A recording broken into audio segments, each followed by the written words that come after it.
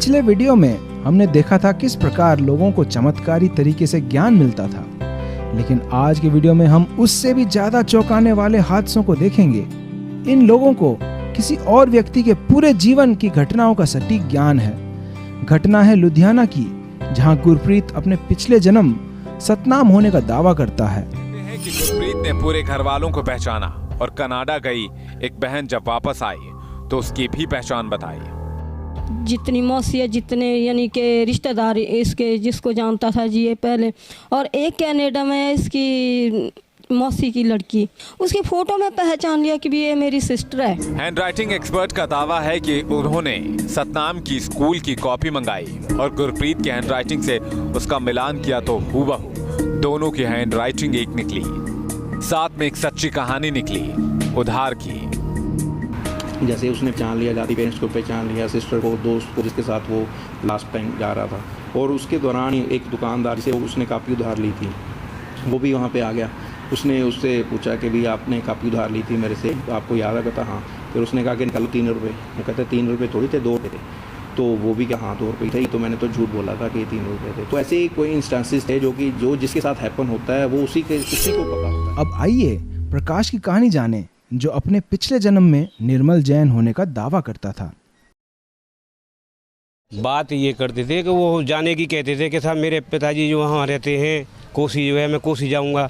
रहते थे तो यूँ कहते मैं कोसी जाऊँगा, मेरा कोसी जन्म है, मैं कोसी रहूँगा, मेरे माँ बाप वहीं रहते हैं। प्रकाश जी मेरे चचेरे भाई थे, बड़े भाई थे। तो मेरे पिताजी, हमारे चाचा जी ने पिताजी से कहा भैया इनको तुम लेके जाओ, जी बार बार हल्ला मचाता है। तो वो तांगे में कोसी लेके गए प्रकाश जी को, मेरे बड़े भाई को। तो उन्होंने बस अड्डे पे छोड़ दिया कि चल भाई कहाँ है तेरा घर। तो वो आगे पिताजी, हमारे पिता जो उनके ताऊ जी थे वो पीछे वो जाके एक पत्थर के मकान में रुक गए। और प्रकाश जी ने बोले कि भाई ये ताऊ जी यही मेरा मकान है, यही है मेरा मकान।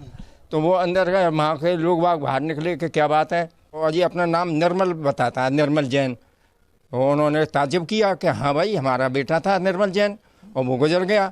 तो उसने ये भी कहा था प्रकाश भाई ने, हमारे ने, कि वो मैं बीमारी में मरा था, चेचक की बीमारी। हाँ, चेचक की बीमारी से मरा था और इस कमरे में मरा था मैं। अच्छा, वो भी बता। हाँ, एक और बच्चा राजेश, जो कि पप्पू बताकर पिछले जन्म का सारा राज उजागर करता है। बच्चे ने पप्पू के घर को अपना बताया, पप्पू की पत्नी लक्ष्मी को अपनी पत्नी। इतना ही नहीं, उसने मुसेरे भाई के गोली मारने का राज भी खोला और अपनी पीठ पर गोली का निशान भी दिखाया।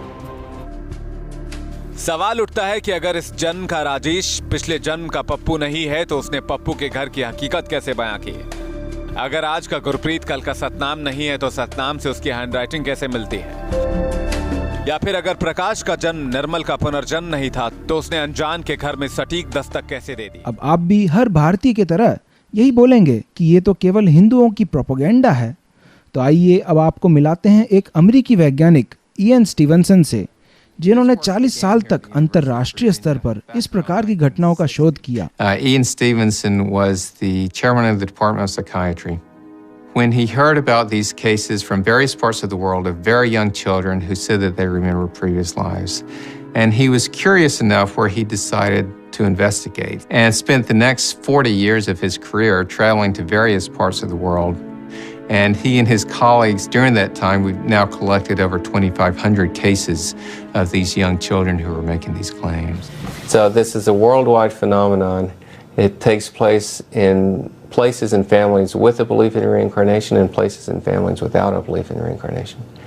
And in a number of the cases, the child statements have been verified to be accurate.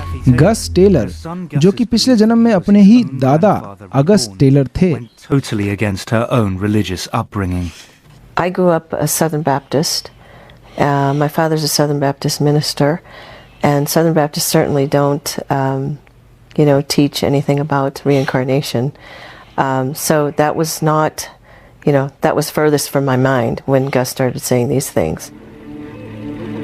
This one day he sort of popped up and looked at me and said, Mom, when we die, we get to come back.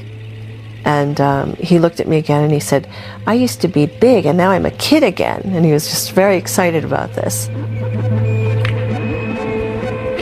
He said, that God gave him a ticket. And, you know, he also referred to a porthole and that he came through a porthole and that he used to be big and all of a sudden he's through this porthole and then he's a kid again. यह व्यक्ति पिछले जन्म में एक गुंडा था और उसको फांसी की सजा मिली। अगले जन्म में इसका जबड़ा बहुत ही छोटा रह गया, जिसका नतीजा था कि वह केवल तरल पदार्थ ही खा पाता था। The subject, who had the memories of this brigand, was born with a almost absent lower jaw. His mandible was exceedingly small, and his mouth was very narrow and tight, so that he really can only take liquid food, and he can't open his mouth. अब मिलिए James लाइनेंगर से, जो 2 साल की उम्र में ही दावा करता है कि वह जेम्स ह्यूस्टन था, जिसकी द्वितीय विश्व युद्ध में मृत्यु हुई। He gave some very specific details. In fact, this was when he was 2. His parents were able to ask him questions about these horrific nightmares he had about a plane crash. And he was able to say that he had been shot down by the Japanese and that his plane had flown from the Natoma, is what he named the boat that his plane had taken off of. His dad searched online. He eventually found that there was the USS Natoma Bay. The Natoma Bay was involved in the Iwo Jima operation. There was one pilot from the Natoma that was killed in Iwo Jima, and his name was James Houston Jr. So James Leininger would be the 3rd James after the Jr. Another detail that James gave was that he had a friend named Jack Larson, and it turned out that there was another pilot on the Natoma named Jack Larson. उसका खौफ तभी शांत हुआ जब उसने हादसे के स्थान पर जेम्स ह्यूस्टन को श्रद्धांजलि दी। So there was seemingly no way that he could have known the details that he came up with. Goodbye, James and Houston. His father was an evangelical Christian who was totally resistant to reincarnation. But his son gave out so much information about World War II. They said, you know, he could not have learned this watching Sesame Street. I salute you. Doctor Satwant Pasricha Bangalore के NIMHANS hospital के मनोचिकित्सा के professor हैं, जिन्होंने कई सारे ऐसे वारदातों पर शोध किया है। अच्छा लेखपाल, पहले जन्म की बातें याद है तुम्हें? यहाँ पैदा हुई, थोड़े कुछ बाद जब छोटे छोटे थे तब थोड़ा याद करो करते थे, फिर इलाज चलते रहो। जैसे पिताजी ने मोह को वैसे शराब गांजा पियो करते थे, उनने ऐसी मशीन फिराई दी तो हाथ वो कटियो, हम तो वहीं खड़े रह गए, उंगलियां 5 उनके सामने गिरी जान, तब एकदम भड़बड़ाने भी सब कि लला को हाथ कटियो हाथ कटियो। तब तुम्हारा नाम क्या था? हुक्म सिंह। आपका भाई लगता है? हमारा भाई है। भाई आपका नहीं, भाई तो इस जन्म में तो नहीं है आपका ये भाई? इस जन्म नहीं, पिछले जन्म में तो था भाई। अच्छा, तो अभी भी आप इसको भाई मानते हैं? भाई है ही। अच्छा, कैसे यकीन हो गया कि आपका भाई है? जब मैं वहाँ गया था पहली बार इनके यहाँ, वहाँ एक शादी मैंने कराई थी, तो वहाँ मैं पहली बार गया, तो जब मेरे पास आया, मैं 3-4 भाई हैं, सभी जने बैठे थे वहाँ, तो इसने पहचान लिया, बोला ये मेरा भाई है, ये हमारे भाई है, एक हमारी बहन थी, हम करीब 50 आदमी घर में, एक ही बहन है मेरे पास। अच्छा, तो ये हमारी माता जी भी है। तो आपको लगता है कि आपका बेटा ही है ये? अगली कहानी मथुरा की है, जहाँ मंजू 2.5 साल की उम्र से अपने को कृष्णा पहचानी, जो कि पिछले जन्म कुएं में गिरकर डूबी थी। 10 साल की कुआं में गिरकर मर गई। तो मैंने वहाँ पे 2 साल में आप 10 साल की थी? हाँ, जब कुआं में गिर के मैं मर गई। हाँ, मैंने 2.5 साल की में जन्म लिया वहाँ पे पसौली।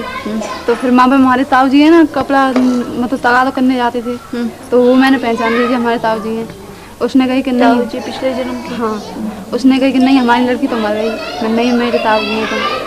उसने कहा कि हम तुम्हारे मैया आपको भेजेंगे, तुम यहीं पे रहे। तो उनने मैया को मेरे को भेजा चौमा वाले को, तो वो आए वहाँ पर, तो उन्हें प्यार करा, मतलब मिठाई लेके आए थे सब, तो उन्हें गोदी में बैठा दी।